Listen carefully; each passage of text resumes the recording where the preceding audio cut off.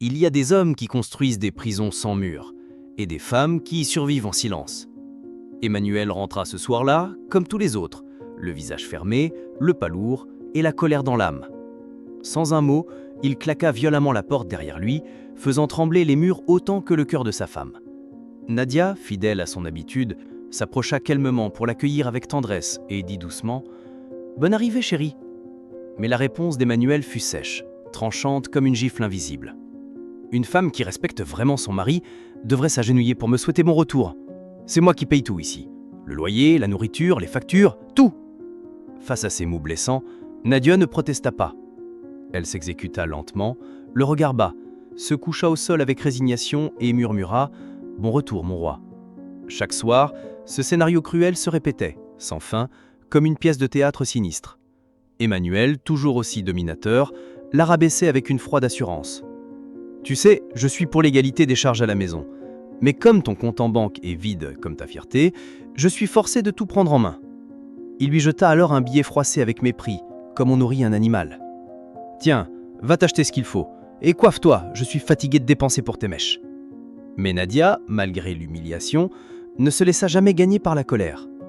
Elle lui sourit avec une douceur désarmante et répondit calmement « Je voudrais vraiment pouvoir t'épauler pour les dépenses de la maison.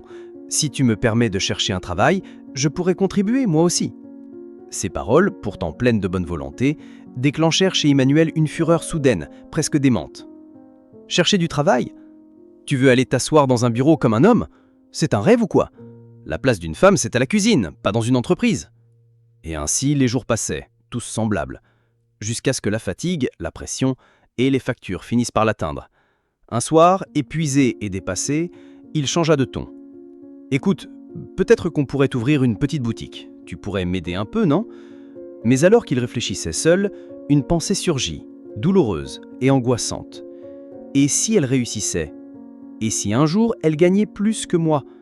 Et si elle s'élevait au point de ne plus avoir besoin de moi ? La peur de perdre son emprise fut plus forte que la raison. Il revint sur sa parole. « Finalement, laisse tomber, ce n'est pas le moment. Reste à la maison. » Il préférait la garder dépendante, docile, à portée de contrôle. Ce qu'il ignorait, c'est que depuis des années, Nadia cachait un secret immense, silencieux mais puissant. Un secret qui, lorsqu'il éclatera, pourrait tout changer.